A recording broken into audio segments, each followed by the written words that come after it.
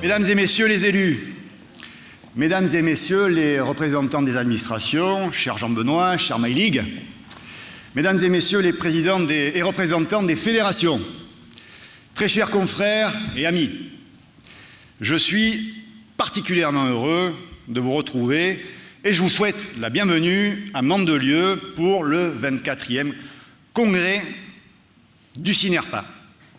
Votre présence, vous êtes nombreux, témoigne de la vitalité et la force de notre secteur, et voir réunis aujourd'hui tous ces professionnels du grand âge démontre notre capacité à nous mobiliser, à faire front commun et à porter d'une seule voix nos convictions et nos ambitions. Cette unité, vous savez, c'est notre force. Elle illustre la maturité d'une filière qui, malgré les tempêtes que nous avons traversées et qui ont été importantes, on reste debout, solidaire et déterminé. Et je tiens donc à vous remercier chaleureusement d'avoir répondu à notre invitation. Merci à l'équipe du CINERPA, pilotée par l'énergique Elsa, dont l'engagement quotidien ne faiblit jamais. Et à titre personnel, ce congrès il marque une étape décisive, puisque j'arriverai au terme de mon second mandat à la fin de l'année. Et donc j'aimerais, si vous le permettez, revenir sur ces 3 années qui ont été avant tout un combat collectif. Sachez que j'ai mis un point d'honneur à porter la voix de chacune et chacun d'entre vous, quelle que soit la taille, les statuts et les missions de vos entreprises. Parce qu'au-delà de nos diversités, on est unis par une mission commune. Et cette mission commune, c'est bien elle, c'est cette union qui nous renforce. Je profite d'ailleurs de ce moment pour féliciter et rassurer mon ami Nicolas Hurtiger, qui a été réélu il n'y a pas longtemps à la présidence du CINERPA domicile.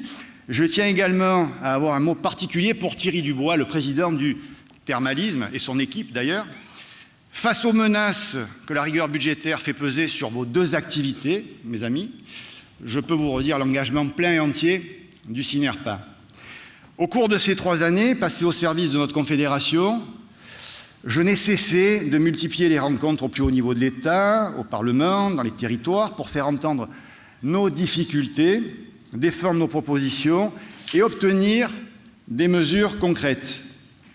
Cette mobilisation permanente, elle a permis de maintenir notre secteur parmi les préoccupations gouvernementales, malgré un contexte économique compliqué et une instabilité politique permanente. En parallèle, on a renforcé, vous l'avez vu, notre stratégie de communication pour continuer à changer le regard porté sur notre secteur. Et cela s'est traduit par une présence médiatique accrue, des prises de parole régulières et un travail de pédagogie sans relâche pour déconstruire les idées reçues et valoriser notre rôle primordial, essentiel au niveau de l'accompagnement des personnes âgées sur toute la filière. Aujourd'hui, les fruits de cette persévérance se dessinent, et je pense notamment d'ailleurs à l'émission que j'ai eu l'honneur de faire avec France 2 en mars dernier, où pour la première fois depuis longtemps, on a assisté à un changement de tonalité. Les insuffisances de l'État dans la prise en charge des personnes âgées, elles ont été clairement pointées, et j'ai pu porter nos messages, et mon appel à cesser l'EHPAD bashing a résonné, et je pense que c'est un tournant symbolique fort. Au cours de ces années, où j'ai dû à la fois défendre notre secteur, restaurer son image, et démontrer sa valeur essentielle, vous savez, il y a eu beaucoup de turbulences, énormément de turbulences, de nombreux feux à éteindre, et une légitimité à reconquérir. Mais il y a eu aussi, c'est important, des victoires, une parole rétablie, un dialogue resserré avec nos parties prenantes et surtout, nous n'avons jamais failli à notre mission fondamentale qui est d'accompagner avec engagement, professionnalisme, des centaines de milliers de personnes en établissement ou à domicile. On l'a fait, on a tenu ensemble, sans jamais baisser les bras. Alors, nous le savons, le défi de notre avenir est immense. Le tsunami démographique ne se profile plus, il déferle déjà sur nos côtes. Mais vous connaissez mon appétence pour les challenges, et c'est pourquoi je voulais, avec émotion, et pleinement conscient bien sûr de l'ampleur des chantiers à mener, vous annoncer officiellement ma candidature pour un nouveau mandat à la présidence du CINERPA.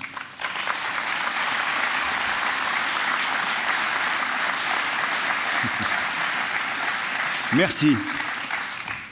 En sollicitant de nouveau votre confiance, je m'engage à poursuivre avec la même énergie un mandat qui continuera à porter nos combats et fera de l'attractivité des métiers l'une des priorités absolues.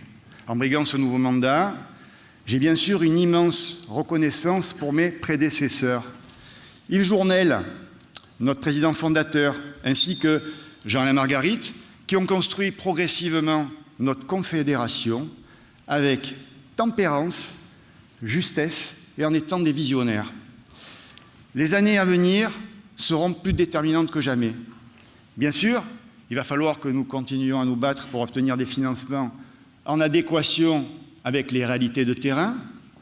D'ailleurs, dans le cadre du prochain PLFSS, on a déjà œuvré pour identifier de nouvelles mesures face au déficit de la branche autonomie, pour mettre en œuvre une politique d'efficience des dispositifs déjà existants, ou encore obtenir un recalibrage structurel de l'Ondam fléché prioritairement sur les dotations soins des établissements. Et enfin, c'est important, pour plus de visibilité, on continuera à exiger l'instauration d'une logique pluriannuelle des financements. Outre le volet des financements, je me battrai aussi pour qu'une véritable dynamique de simplification soit déployée. À ce titre, nous avons élaboré des mesures concrètes, telles que l'harmonisation des procédures, ainsi que de nouvelles autorisations multiservices. Autant de solutions qui permettraient une autonomie renforcée de la filière, en passant d'une logique de silo à des parcours fluides et personnalisés. Et tout cela, ce sont des propositions que j'ai eu la chance de défendre la semaine dernière sur BFM Business, et qui sont tout simplement du bon sens et qui vont au-delà de notre secteur. L'État, il n'a pas les moyens de tout faire. Et surtout, l'État, il ne sait pas tout faire. Donc il faut que la puissance publique, elle nous fasse confiance, il faut qu'elle fasse confiance aux acteurs de terrain et qu'on nous laisse la liberté d'entreprendre et d'innover. Et parmi mes combats prioritaires, je continuerai à défendre aussi l'équité de traitement entre tous les professionnels, car ce sont eux qui nous permettront de répondre à la réalité implacable du choc démographique. Dans les années à venir, nous allons devoir accompagner, à domicile et en établissement, des personnes âgées toujours plus dépendantes. Il va falloir qu'on invente de nouvelles réponses. Et alors tout commence par ceux et celles qui portent ces missions au quotidien, c'est-à-dire nos collaborateurs. C'est pourquoi l'attractivité des métiers sera l'une des clés de voûte de mon prochain mandat. Je ne vous apprends rien, notre secteur il fait face à une crise des vocations qui est sans précédent. Les chiffres sont éloquents. 2025, c'est 88% des établissements de la branche qui peinent à recruter. Les métiers du soin représentent la majorité des postes vacants. Plus inquiétant encore, 50% des infirmiers et des aides-soignants quittent leur emploi après 3 ans. Dans le secteur du domicile, on dénombre 60 000 emplois vacants et un taux de turnover qui dépasse les 50%. C'est effroyable. Comment en sommes-nous arrivés là? Par un enchevêtrement de causes, l'accumulation de normes, l'absence de perspective d'évolution, des rémunérations insuffisantes face aux responsabilités que l'on confie et que l'on demande à nos collaborateurs. Et bien sûr, très peu de reconnaissance sociale et des conditions de travail toujours plus pénibles. L'attractivité des métiers, ça ne peut plus être un vœu pieux. Ça doit devenir une stratégie nationale et une mobilisation de tous les instants. Nous devons insuffler un nouvel élan, redonner envie de nous rejoindre, envie de rester, et surtout envie d'évoluer dans nos structures. On a déjà commencé à mener des actions coordonnées avec nos alliés de la FHP. Merci à la déléguée générale Christine Schiffler d'être avec nous aujourd'hui. On se bat, vous le savez, pour le déploiement de l'avenant 33. Ce dernier, il constitue une réponse particulièrement adaptée aux enjeux d'attractivité, en rendant des carrières beaucoup plus lisibles, en favorisant la promotion sociale et en supprimant les coefficients infra-SMIC.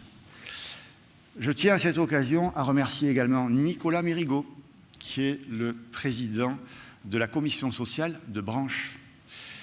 Il apporte une grande attention à faire converger les intérêts de l'ensemble des adhérents de toute la branche. Et on sait qu'il s'agit d'un exercice très difficile et très ingrat. Merci Nicolas. Dans le champ domiciliaire, nous négocions activement, unis, avec nos alliés de la FESP. Merci au président Brice Alzon d'être à nos côtés. On veut essayer de créer une nouvelle grille de classification, un accord de prévoyance qui couvre les risques lourds et des mesures pour les temps de déplacement. Pour sécuriser les parcours professionnels, on a besoin de financements publics spécifiques compte tenu de l'importance croissante que représentent les tarifs administrés au niveau des recettes de nos budgets. Enfin, je vais souligner que les métiers du soin et de l'accompagnement sont l'un des principaux moteurs potentiels du retour au plein emploi, notamment pour les publics éloignés du marché du travail ou en reconversion professionnelle. Ils représentent donc une réelle opportunité sociale et économique majeure pour le pays et l'État doit donc être un acteur majeur de cette transformation indispensable.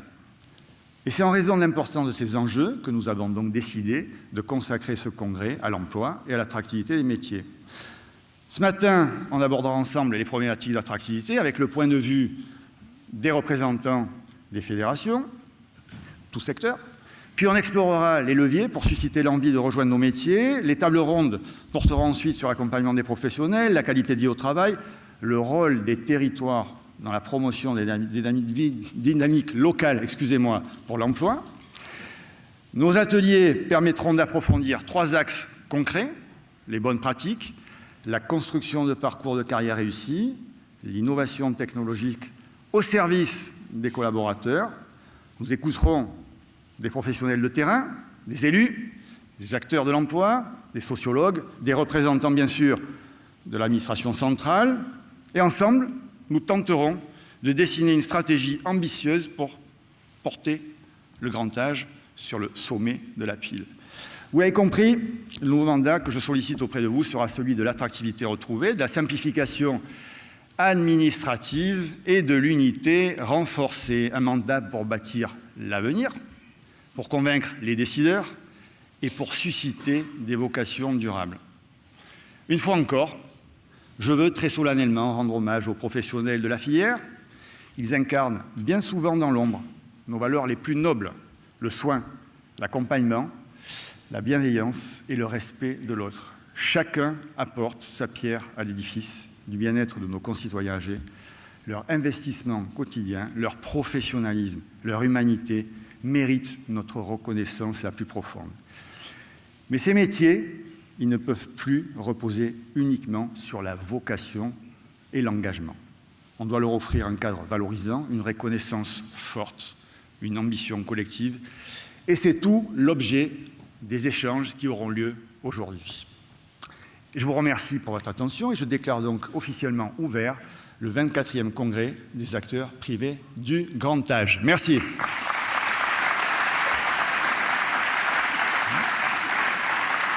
Et donc, je vais passer la parole à notre animateur fétiche, Christophe Ruot. Merci Christophe de monter sur scène.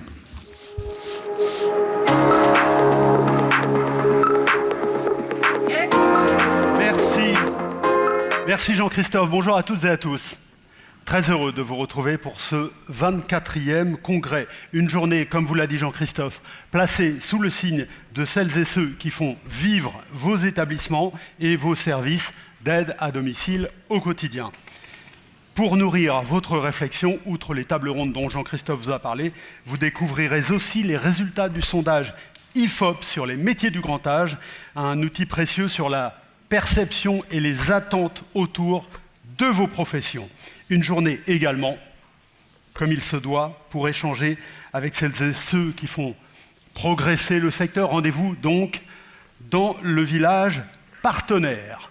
Immédiatement, je vous propose l'extrait d'un film, tourner dans l'EHPAD L'Estelan à Rognes, dans les Bouches-du-Rhône, vous allez voir que la fiction n'a jamais été aussi proche du réel.